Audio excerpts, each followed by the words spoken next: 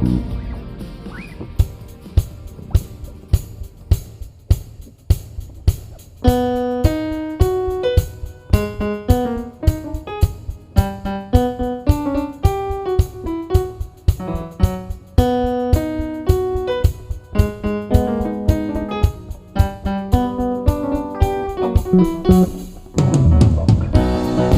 is a world within itself, with a language we all understand,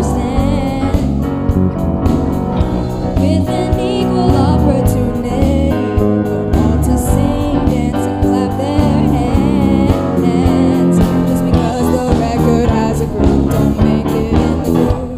But you can tell right away the left and in when the people start to move. You can feel it all over.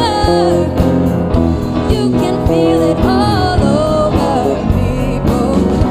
You can feel it all over. You can feel it all over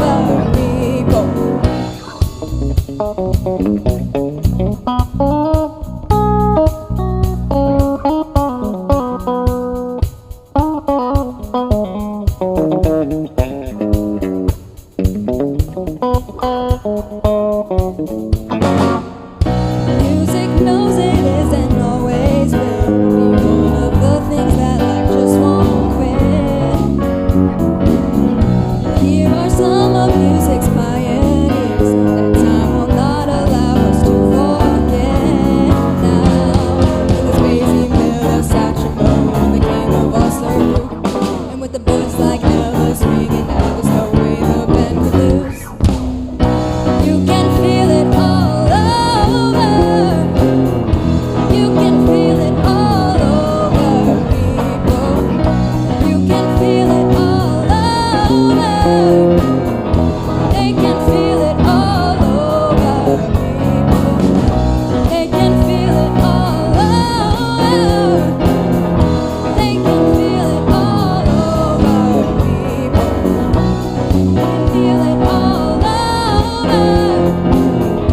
They can feel it all over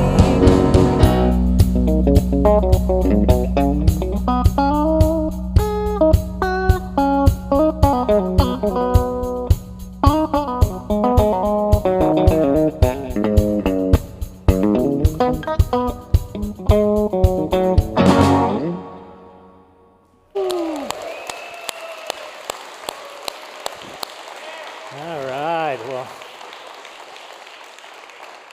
Well, good morning and welcome to Horizon. It is wonderful to see you. And hey, it's finally sweater weather, right? So that's exciting. Well, welcome today. My name is Ryan, and I'm on staff here at Horizon on the team. And we are continuing our series called Tailor Made, where we've been looking at the intentional, tailor-made approach that we take to what we do here at Horizon. And over the course of this series, we looked at our core values. So the things that we do that make us who we are. And today we're talking about family, which is right in my wheelhouse, because little secret, I direct the family ministry, right? So this should be like a layup. But anytime that we talk about any of our core values, they always do fit into that lens of a tailor shop, if you will. That sometimes when you are checking something new out, you're heading into the tailor shop, you want to know what's on the racks first. You know, maybe you check out the website. You walk in, you want to see what's on the mannequins. You're not sure you want anybody to talk to you even. You kind of just sneak in and out. And we love that at Horizon. In fact, our motto, quite literally, is yours to explore. That we love the idea that there are people that kind of sneak in the back door and watch the service and kick the tires on this thing before they ever want to connect. But sometimes, after you explore a little bit, you want to take that next step, and you want to be seen. So in the tailor shop metaphor, it's a little bit of walking and being seen in the mirror, right? That you're visible, that you want to take that next step, going from an anonymous kind of, fly on the wall to connecting in a way here at Horizon. And to do that, we offer a lot of different ways. So every service, you can walk by the hearth room, and there's always a Horizon teammate there that'll talk to you if you want to connect in that way. Even the way our building has been built is all about connecting. So the atrium is this amazing space with coffee and bagels and comfortable furniture to connect with other families. I don't know if you've ever had your kids in the Playland area, but we literally have a Chick-fil-A style massive Playland in our East Station. And that's a great spot for parents to connect with each other, again, over a cup of coffee while your kids are playing. But sometimes after you explore, after you connect and you've been seen, you even want to take that next step. Okay, it's a little bit of stepping behind the screen and trying on some things, right? Seeing how things might fit even with your faith. And here at Horizon, we call that equipping, that we want to help you take those next steps and kind of equip you and help you try on some coats and ties and dresses to see how they might fit. On any given Sunday, we have 2 equipping services that happen in this very room. So maybe while you're still sleeping or reading the paper with some coffee, we have an equipping service at 8:30 and 9:45 where we go through the Bible verse by verse. And it's a little deeper dive, but what I would say is it's just as creative, just as engaging as this service is. So those are kind of the 3 lenses that we view life through, and you'll see that equipping even drain down into our family ministry. That right now in East Station, Sierra, our children's pastor, has kids memorizing Bible verses. Okay, they're doing a memory verse challenge, and if the kids can memorize 9 verses, they get a Pop-It. Have you guys ever seen a Pop-It? They're amazingly annoying, right? If your kid has one and they're popping these little buttons. Well, kids are loving that, and they're memorizing the Bible. And then in our student ministry, the way we view equipping is why we have students on the stage today, is that we want to walk alongside of students and help them try on the different gifts and abilities that God has made them with and see what fits. And sometimes that's musically and vocally. So those are the reasons we exist. We exist to help people explore, help people connect, help people go deeper. We want to equip you. But today, as we continue our journey about family, I want to give you one word, okay, to start our journey, and that is the word wonder. Like, family is the most fertile soil for us to wonder about the future, right? Remember being a teenager and you're thinking about, what am I going to be when I grow up? Who am I going to be? What's life going to be like? Well, now on the other side of the coin, as a parent of teenagers, I look at that and I have the same wonder. You know, what's going to happen in their lives? Where's this story leading? What story is yet to be written?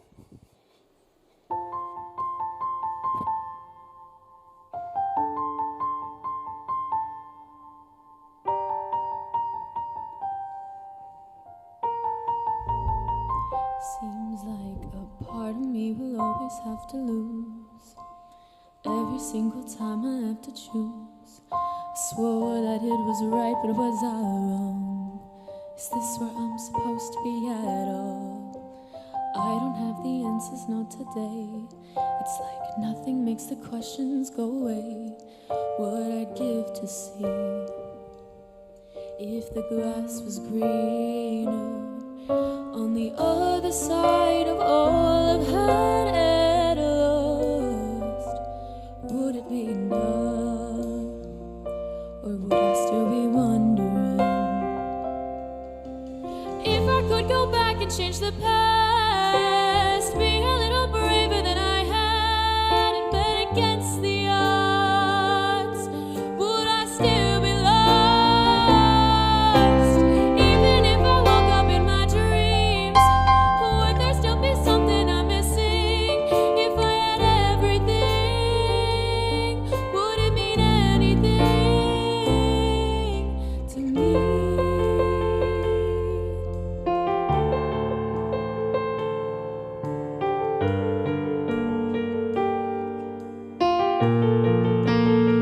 Feels like I might have broke the best thing that I had. I said too much to ever take it back. I'm scared I'll never find something as good. But would I even know it if I could?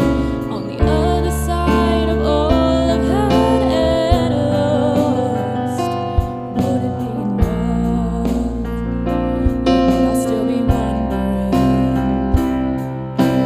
If I could go back and change the past, to be a little braver than I had and bet against the odds,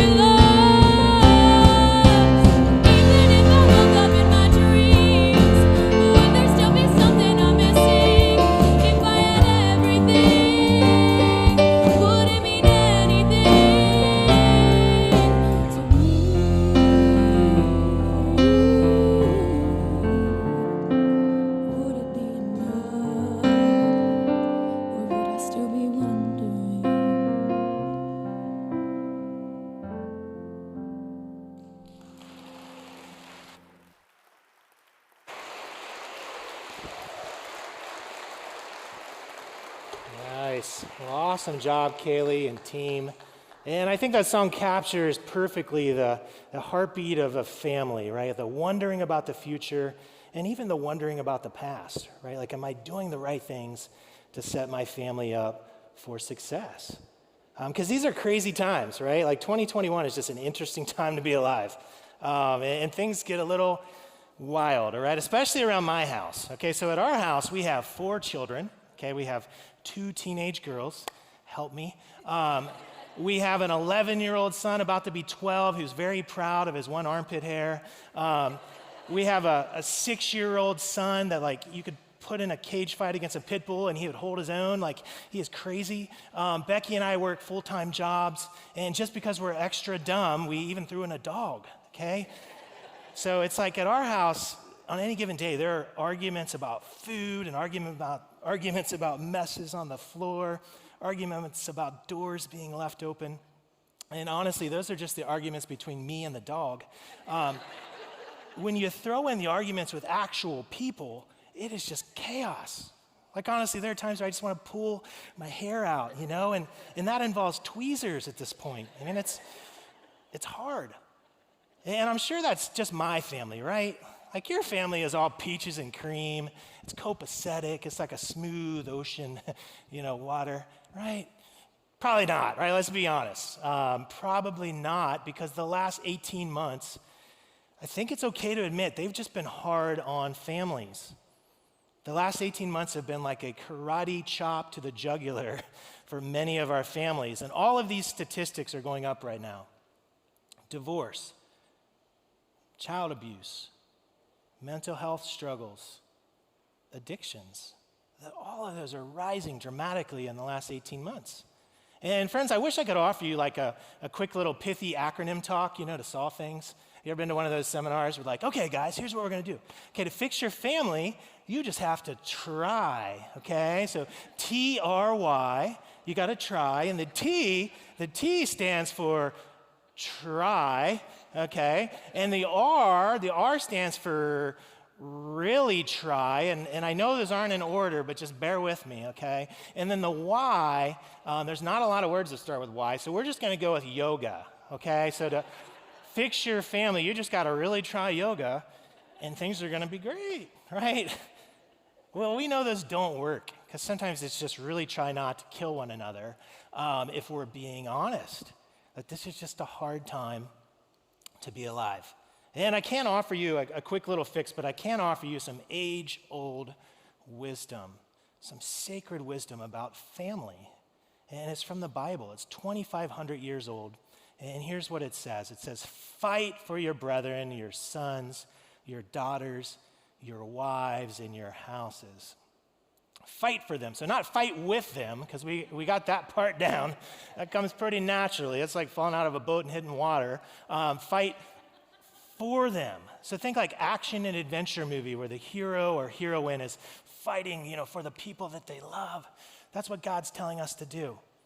And I know that can sound kind of simplistic, right? You're sitting here and maybe your life is chaos right now. And you're like, oh, thanks, Ryan. Fight for my family. I didn't think about that.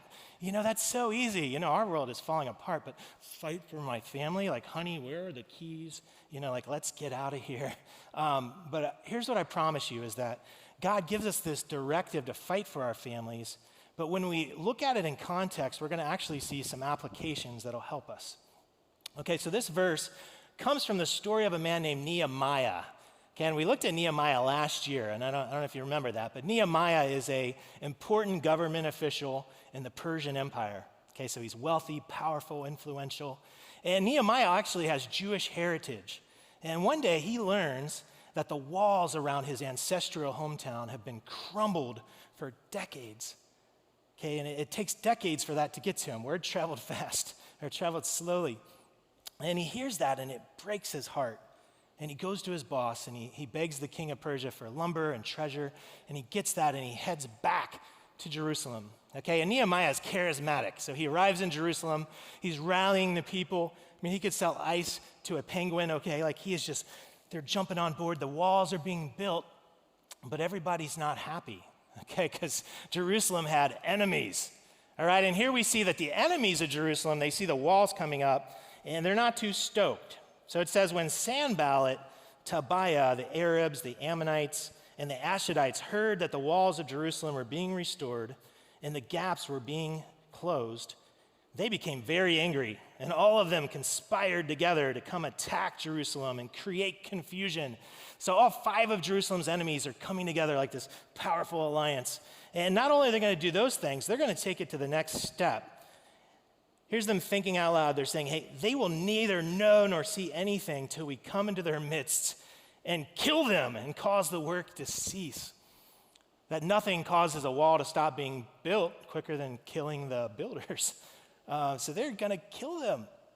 And word gets to Nehemiah and to the people who are building this wall. And now they have a decision to make. Right? Am I going to keep building in the midst of scary times, uncertainty, or am I going to settle for status quo? The walls have been down for decades, right? Who cares? We could just leave them how they are. At least we won't die. Well, as we jump into this talk on families, I think we all have to answer that same question. Whether you have babies at home in diapers or grandbabies in California in diapers, you've got to answer the question of, do I want to keep building my family in the middle of adversity, challenging times, or do I just want to settle for the status quo? Well, Nehemiah and the Jewish people are going to keep building. And here's what he says, and here's where we find that verse. He says, I looked and arose and said to the nobles, to the leaders, and to the rest of the people. So Nehemiah is about to give this big speech. He says, do not be afraid of them. Remember the Lord, great and awesome. And here's our verse, and fight for your brethren, your sons, your daughters, your wives, and your houses. So he says, hey, remember God, that he's powerful and awesome. Don't be afraid, and fight for each other. And they're going to do that. And gang, if you remember, in 52 days, this wall is going to go from being knee-high to chest-high to way over your head. That in 52 days, without a crane or a concrete mixer or a jackhammer, right, they're going to build this wall. It's amazing. And today we're going to look at 3 lessons that we can learn from this for our fighting for our family, okay? And the first one is this, is to expect adversity. Just expect it. As soon as Nehemiah starts building this wall, adversity is coming out of the woodworks, right? The enemies are banding together. There's rubble everywhere. People are getting tired and whiny. It's just adversity. And anytime I go to build anything, from like a club sandwich to an IKEA bookshelf, I mean, I face adversity. It's like we're out of mustard, and then if you build an IKEA thing, it's like you get to like step 6, and you're like, okay, there's supposed to be 3 2-inch screws. I see that here. There are not 3 2-inch screws in my box, right? And then you're getting angry, and you're like, I'm going to take this box, slam it on the customer service counter, and then you read in the instructions, it's like, do not return the box and slam it on the customer service counter. Call 1-800. And you're like, no! That I expect adversity in most areas of my life, but when it arises in my family, I'm surprised. It's like the note comes home from school, or the harsh interaction with one of my kids, or even between us, happens, and I'm like, are you kidding me, God? Like, life wasn't perfect yesterday, and now you're telling me life isn't perfect again today? Like, get it together, God. Like, can I talk to somebody? Like, do you have a manager, God, that I could speak to? Because this is a little frustrating. I'm just surprised, and I shouldn't be. And friends, I'm not saying that we should be Debbie Downers and Eeyores, or like kicking a can. My family's terrible. Life's always going to be horrible. Kick. I'm not saying that, but what if we just expected adversity like we do anywhere else in our lives? Would it help us to endure longer when it hits, to fight harder when it hits? Any of you guys ever had the pleasure of doing a 2-a-day practice back in high school? Anybody? Yeah. All right, not many of you. Okay, good story, Ryan. It's going to really connect. Well, when you do a 2-a-day in the fall, it's like football or soccer, cross-country, band. It's like the end of the summer. All your friends are still enjoying their vacation, and you're waking up at like 6 a.m., your hair's all disheveled, it's like deodorant brushing your teeth, who has time for that? And you head to the school, and you practice for like 2.5 to 3 hours in the morning, okay? And it's hot, it's grueling, it's sunny.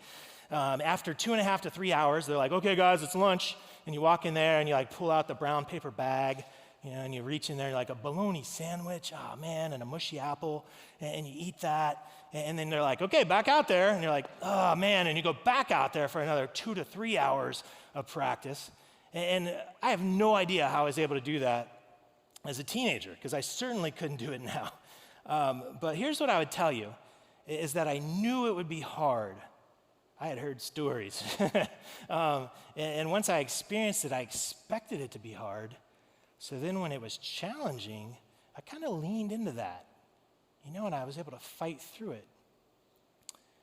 And I even knew at a young age that like those late summer, early mornings that really stank, that were not fun, that if I put in the work there, that they would lead to late fall, Friday night success in games. And not much of it, because I went to Madeira, but enough of it that I saw the connection in my mind. And we expect that in life. We expect like the best things in life aren't free, right? We've all heard that. We all say that. Or they are free. The best things in life come at a cost. Sorry, I'm just rolling out the wisdom today. But we know that like anything that's worth having is worth fighting for, right? You want to drop a few pounds? You got to drop a few cheeseburgers off your plate, right? Like, you got to put in the work. Well, what if we just thought of that with our families? That like, hey, it's going to be hard. There's going to be hard times. And then when they come, we're not shocked. And we know that at Horizon, okay? We have families of our own.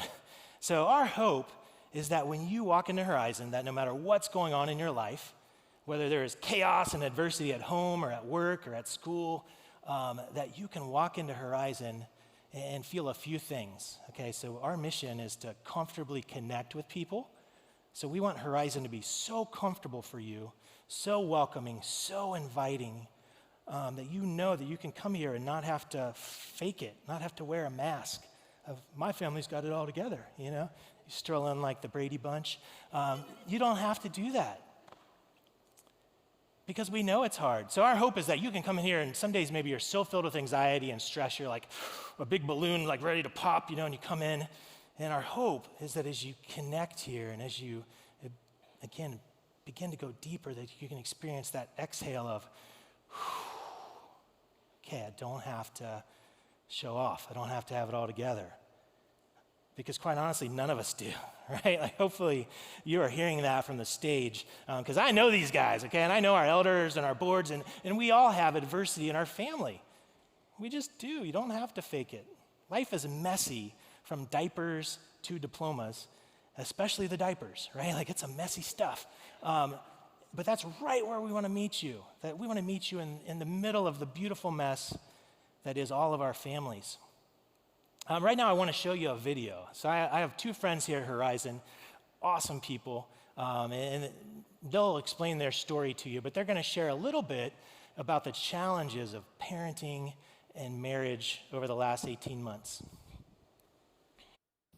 Hi there, my name is John Mulhauser, and this is my wife, Lorna. We've been married for 16 plus years, and we met in a grocery store. Our eyes met over a 50-count roll of toilet paper, which in the COVID times really means something. But back then, I didn't know what to say, and Lorna's instinct was to just start talking, and that's how we kind of started. Mm-hmm. But now we're blessed. We have our 7th child on the way, and a lot of people ask me what it's like to have so many kids, and we like to quote Jim Gaff again, who says, imagine yourself drowning and somebody hands you a baby. So our daughter, when she was born about 8.5 years ago, we didn't know anything was wrong while she was in utero, and then couple days after she was born, I thought there's something going on here. I don't know. I can't put my finger on it. She was our 3rd, and it turned out that she needed to have emergent surgery, and so she was in the NICU for a few weeks. It was very black and white to choose that, to make that choice as a parent of your daughter needs emergent surgery. This is what we're going to do. Otherwise, she won't make it. Mm-hmm. I think that And I feel blessed that we are in really good hands. Raising children and the struggles that we go through, sometimes it's not as black and white. And that continually has to bring me back to the cross and bring me back to his word. Marriage is really hard, and we don't have it figured out. I don't know if we ever will, but we have people that can come alongside us and to sit and help counsel us and direct us and help with marriage tools to bind together as a team, pull for that same team so that we can be there and lead for our children. When the ministers will get up and speak about their challenges, and they're real, and talk about maybe when they have been challenged in parenting or they've been challenged in their marriage, and them to honestly speak, then I don't feel so alone. And that's so precious to me that, I can hold on to that. And then they bring scripture alongside that to support that. This is what it is. This is his word, and he cares. And, I think of a quote that Joe Focht said. He said he's not watching you all the time because he's Santa Claus and he's checking naughty or nice, and he's not watching you all the time because he's the Godfather and he wants to get you. He's watching you all the time because he can't take his eyes off you because he loves you. And that just hit me like, he does. He sees me, and he cares. He cares that I'm folding laundry right now for my 6 children. He cares that he cares about the day that I have today. I really think Horizon is unique and special. It has a big and beautiful building, a wonderful campus, but that's just the shell. What really makes them special is what's on the inside. Thank you to all the staff and volunteers that make it happen each week. One thing we didn't mention is we couldn't attend small groups in the past because we had so many kids and babysitter on a regular basis. It just financially and organization, like trying to logistically set it up, it just wasn't always possible. Yeah. Something so seemingly so little enabled us to connect into a small group that they provided childcare for us. I mean, they would literally reach out and say, are you coming tonight? And then, are your children coming? And then at the end of the night, if we came with all the kids, our kids would have been the only ones. Like, they had 6 kids, and those were the only ones that came. People, I'm like, they really care that, that we need this, And so, yeah, it's very nice. And the kids love to go to church, So, thank you. All right. Well, what great insight into the mind of parents right now, right? And I'm guessing some of you can relate with some of their what they shared. I love when John just says, "Man, marriage is hard," and don't we feel that? Well, I love that video. I love their authenticity. Again, in her words, Lorna's words, it helps me to not feel alone when I feel those things. But they set us up great for the next lesson from Nehemiah and the fight for our families. And that is to prepare for adversity, to prepare for it. I love the Chinese proverb that the best day to plant a tree, or the best time to plant a tree, was 20 years ago, and the second best time is today, right now. And it would be awesome if we were prepared when adversity hit, right? That's ideal. And Nehemiah does that. So the walls are being built. They decide to keep building, and here's the instructions that he gives folks. He says, those who built on the wall and those who carried burdens loaded themselves so that with one hand they worked at construction. So think shovel in one hand or a trowel in one hand, and with the other held a weapon. Every one of the builders had his sword girded at his side as he built. That I love that Nehemiah is preparing them for adversity, right? It's not just a hope and a wish. Hey, just keep building the walls and I'll pray for you when the guys come to kill you, right? Like he prepares them. He says, hey, have a sword, be ready. That, friends, part of fighting for our families is preparing for adversity. We know it's coming, and even arming ourselves for adversity. Think back, okay, for some of us, this is a long time ago, not so much for others, but think back to when you're having your first child, okay? So you and your spouse, baby bump's growing, the excitement's growing. You're like, oh, baby, and you're reading all these books. And if it's been recently, you're like listening to blogs and you're talking to people. You're making a plan. We're going to do bottle feeding or breastfeeding. Are we going to do cloth diapers or real diapers? And it's so much fun. And then the baby comes, and in the great words of the American poet Mike Tyson, everybody has a plan till they get punched in the face, right? That baby comes, and it is like a punch to the nose, and you're like, oh, man. And though your plan doesn't make everything peaches and cream, there's certainly adversity. For us, what we found to be true is that at least our plan kept our heads above water, right? It was like this tiny little life preserver we could cling to on those sleepless nights for Becky. It kept our heads above water. Well, right now, what are you doing to arm your family for adversity? And again, friends, this isn't just if you have kids at home in grade school. You're arming your family your whole life. What are you doing to prepare them?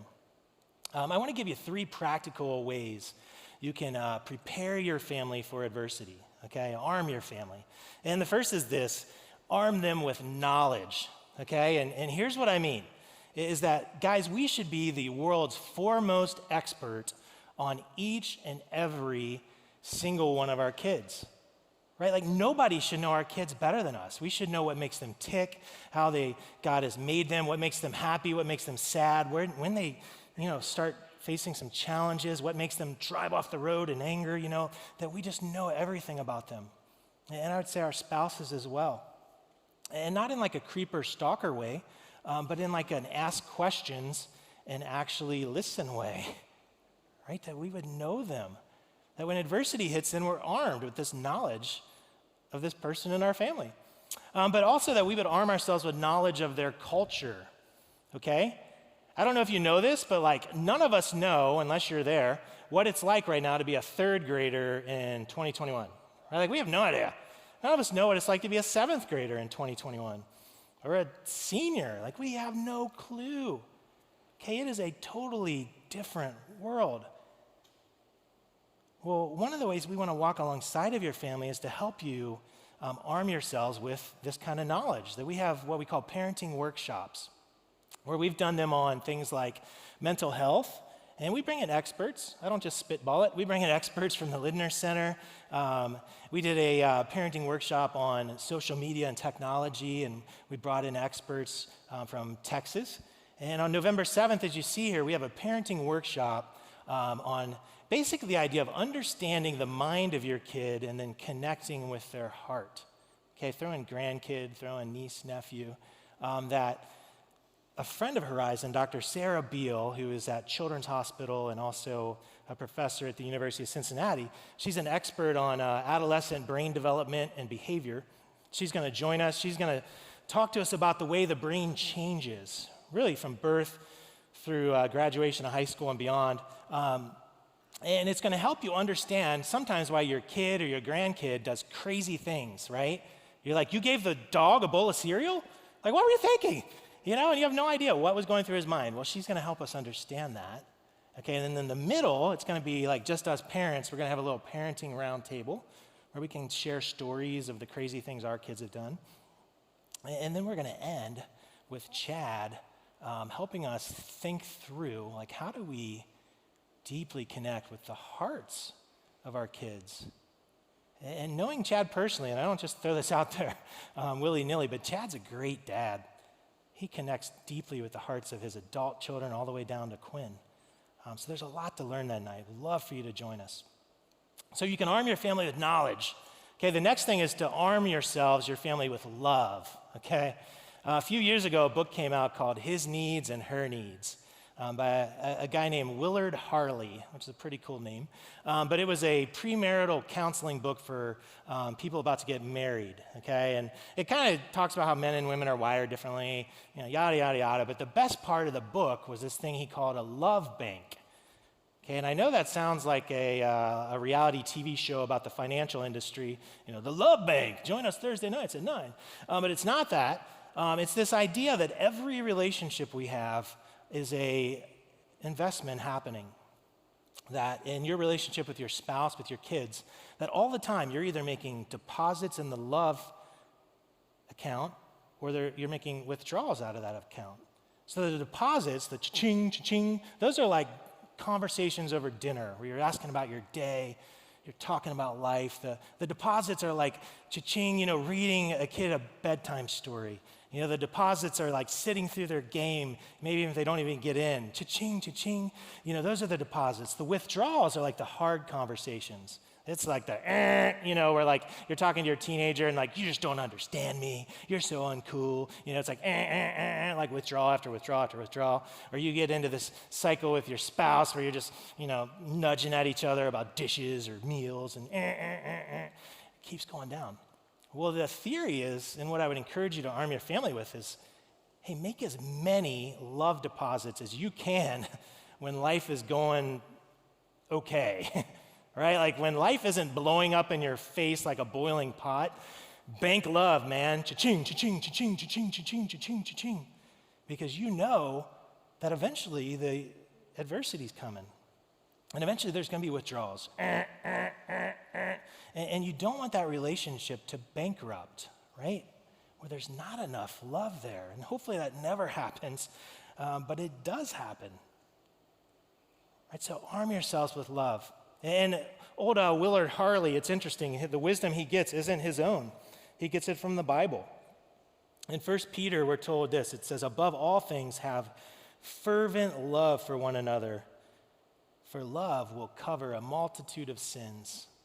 So God's saying, hey, have a ton of love for each other, because love is going to be like this salve, this, Band-Aid, if you will, that will help cover the broken places in your relationships. So arm yourselves with love. And then the last way, practical thought on arming your family for adversity, is with faith, right? Faith. And I know that's kind of expected, right? Because I'm like the church guy. Me telling you to arm your families with faith is kind of like the McDonald's cashier telling you to arm your family with cheeseburgers. Cheeseburgers, they're good for you. But bear with me, okay, because 3 years ago at a small little community college in Boston called Harvard, they did a study on 5,000 adolescents, and they followed these kids for 14 years. And they wanted to see, did faith have any impact on them as they became emerging adults, okay, into their late 20s. And what they found is that if a kid had on average, once a month, 1 hour commitment to church, faith, youth group, Bible study, whatever you want to throw in that category, once a month for 1 hour on average, that into their late 20s, they were 18% more likely to report that their life was fulfilling and happy. On average, if those kids that had 1 hour a month went on, they would be 30% more likely to report that they volunteered in their communities. And if those same kids that on average had a once a month, 1 hour commitment, would be 33% less likely to be addicted to drugs or alcohol. Now, friends, this isn't just a pie-in-the-sky church guy advice, that faith can actually help prepare your children for adversity as they get longer in their lives. And we know that at Horizon, and we work so hard to make Horizon a place that your kids will love, that your grandkids will love. I mean, right now, I don't know, has anybody never been in East Station? Raise your hand if you've never been in East Station. Anybody never been back there? Okay, a few of us, right? Well, in East Station, if you've never walked in there, it's amazing. Okay, so Sierra and her team, every quarter they decorate it with a new theme in the hallways. And it's not just like a few posters. It's like hanging from the ceiling everywhere. Right now it's fall. Well, a few months ago, she was like, hey, I want to make it even better. And she added Bluetooth speakers in the hallway now that play sounds that match the decorations. So right now it's fall sounds. And then a couple weeks ago, she's like, hey, I want to take it to the next level. And Sierra has added air fresheners that blow out smells that match it. So in the summer, it's like suntan lotion smell. Right now, it smells like a pumpkin spice latte back there. Because we want to make East Station a place your kids love to be. We just finished a major renovation in the Children's Theater because we want to make East Station a place your kids love to be. And that goes through middle school and junior high. And we have Monday and Tuesday nights for those students that are just a ton of fun. On Monday nights, our 5th and 6th graders just get into all kinds of wacky chaos. We might feed them a little bit of sugar, FYI. But it's still connecting. It's still meaningful. There's still some challenging thoughts on what it's like to be a 12-year-old. That's Monday nights. And then Tuesday nights are similar, but this is for 7th and 8th graders, okay? And they're a little more sophisticated, right? They don't want to play those games. So Tuesday nights are a little more, suave, if you will, because we want your middle school, junior high kids to love Horizon, because we know if they have a faith connection, if they can get connected to even just church, but let alone hopefully God eventually, Jesus eventually, that it'll have positive impacts on their life. And in high school, if you've never walked into the garage on a Sunday morning, I would encourage you to. I think the stuff going on up there for our high school students is amazing. It's cutting edge. I mean, they're filming podcasts. They're making podcasts, not of like us lame youth pastors talking. No, it's the kids talking. They are doing like small groups. There's over 30 students involved in the music team up there. A couple of weeks ago, they incorporated food into the talk, and they literally almost set off the smoke alarms during a service. So I'm glad that's an almost, because I still have a job. But it was, anyhow, the ways they try to connect the Bible to students is creative and engaging, because we want to make a Horizon a place your family loves. Well, the last lesson that we get from Nehemiah is to build cathedrals. Build cathedrals. That, as I told you, that wall kept being built. And it says this, so the wall was finished on the 25th day of Elul in 52 days. So again, let that sink in, 52 days. They built a wall around a massive city. And it happened when all our enemies heard it, and all the nations around us saw these things. They were very disheartened in their own eyes, for they perceived this work was done by our God. So the enemies are just frustrated, because in their minds, they're like, there's no way a wall should have went up in 52 days. Like, are you kidding me? Those take years. But somehow they built it in 52 days. And then the last little tidbit, which store for a few minutes from now, it says that this work was done by our God. That God had allowed them to build that. As you think of your kids, what would it be like to think of this analogy of continuing to build, even in the midst of adversity? So you history buffs in the room, in 1666, you'll remember the Great Fire of London, right? This beautiful city just burns to the ground, 1666. Here's a picture, not a picture, that'd be crazy. This is a painting of it, of what it would have looked like from the river. And in the middle, where the flames are the highest, that is what's called St. Paul's Cathedral. And it was a beautiful European cathedral, and it burns to the ground. Of course, the stones and stuff are still there, but all the wood burns, everything burns. And 2 years after it burns to the ground, they're rebuilding it. And the architect is visiting the site, okay? And he walks up to one man, and the man's kind of like laying on the ground just stacking stones, and he's like, hey, trying to be nice, tell me about what you're doing. The guy's like, what's it look like I'm doing? I'm stacking stones. He's from Brooklyn for some reason. And he's like, okay. And he keeps walking. He gets to the next guy. The next guy is like halfway up a wall, stacking stones. And he's like, hey, sir, tell me about what you're doing. He's like, oh, well, it's pretty obvious, but I'm building a wall.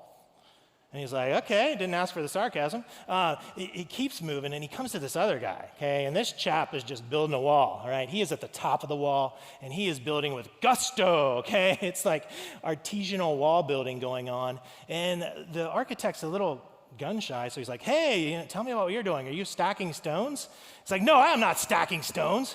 He's like, oh, you're building a wall. No, I am not building a wall. Sir, I am building a cathedral. That, friends, what if we looked at our families through that same lens of, man, I am building a cathedral in the life of this little 6-year-old that just drives me crazy sometimes, right? And I get it that there's times where, like, you're just going to be stacking stones, right? You're like, man, I just need to get to bedtime, a glass of wine, and Netflix, because this is chaos. Totally with you. I get there are going to be seasons where you're like, I just got to get them like out of diapers, potty trained. There's seasons where you're like, I just got to get them in school full time. Seasons where you're like, I just got to get them in college. Or maybe for some of you, seasons where like, they're 27 and I just got to get them out of my house. Totally with you. But what I would say is like, we can't live there. We can't live in the season of life where we're just stacking stones. It's just too important what we're doing. And here, I want you to hear this. This is the most important thing I'll say today. That friends, every single day, from the most mundane day of your family, where it's just a photocopy of the day before,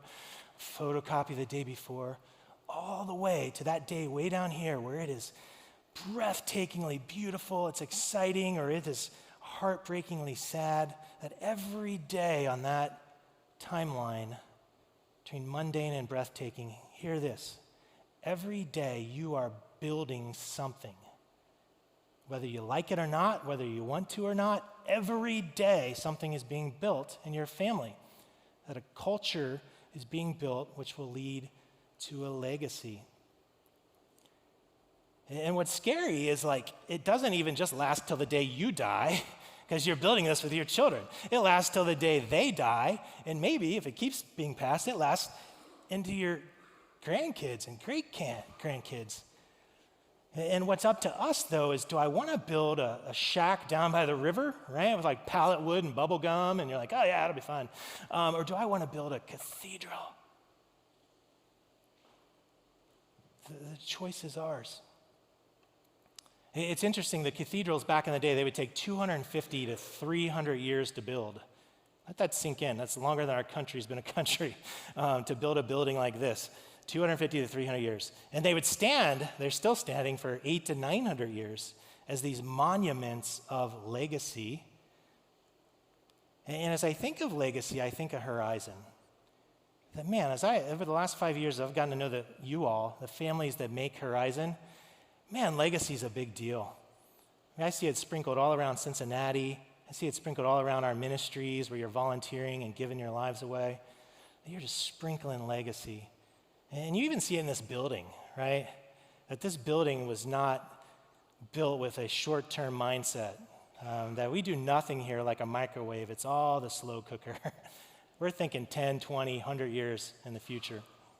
And in fact, in 2009, when Horizon was meeting at Cincinnati Country Day School. Was anybody here back then, 2009 Country Day? Cool, thank you. They had a service where they owned this property, but they hadn't started building yet. Okay, and everyone, so Horizon's about 10 years old at that point, so everybody that had ever been baptized at Horizon or, started becoming a follower of Christ, they grabbed a field stone. Okay, and you'll see the grainy little pictures we could find out of there. And they walked that field stone across the stage, and dozens of these people put this into a wheelbarrow.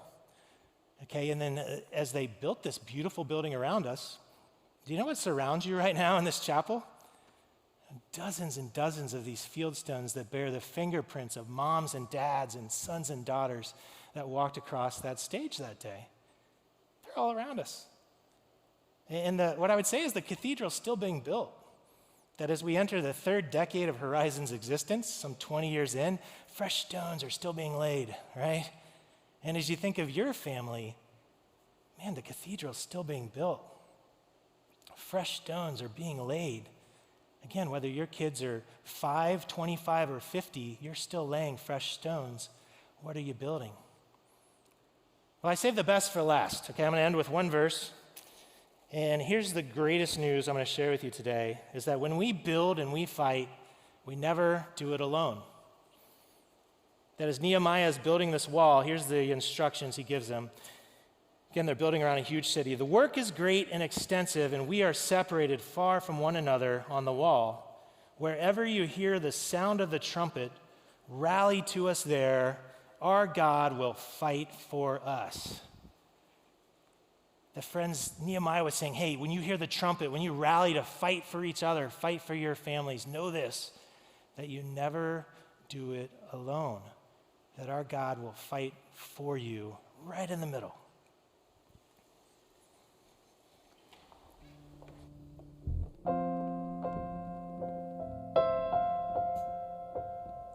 like a small boat on the ocean, sending big waves into motion, like how a single word can make a heart open.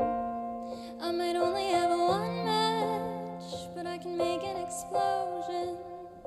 And all those things I didn't say are wrecking balls inside my brain. I will scream them loud tonight. Can you hear my voice this time? This is my fight song. Take back my life song.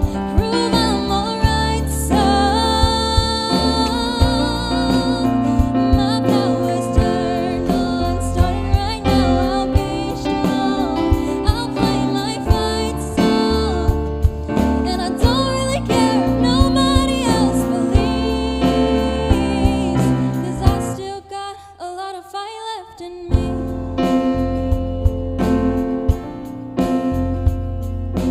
Losing friends and I'm chasing sleep. Everybody's worried about me. I'm in too deep. I said I'm in too deep.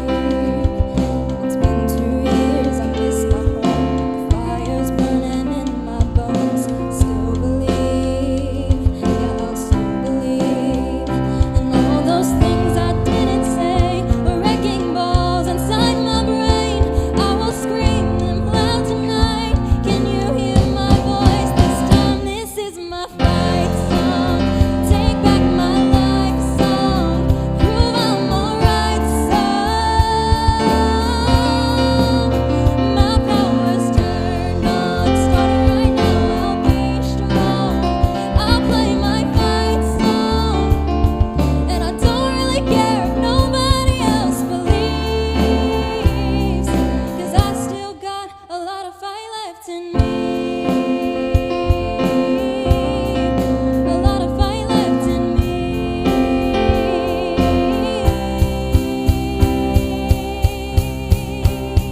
Like a small boat on the ocean, sending big waves into motion, like how a single word can make a heart open. I might only have one match,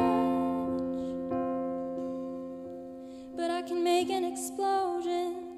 This is my fight song. Take back my life song. Prove I'm alright song. My power's turned on. Starting right now, I'll be strong. I'll play my fight song. And I don't really care if nobody else believes, 'cause I still got a lot of fight left in me. I still got a lot of fight left in me.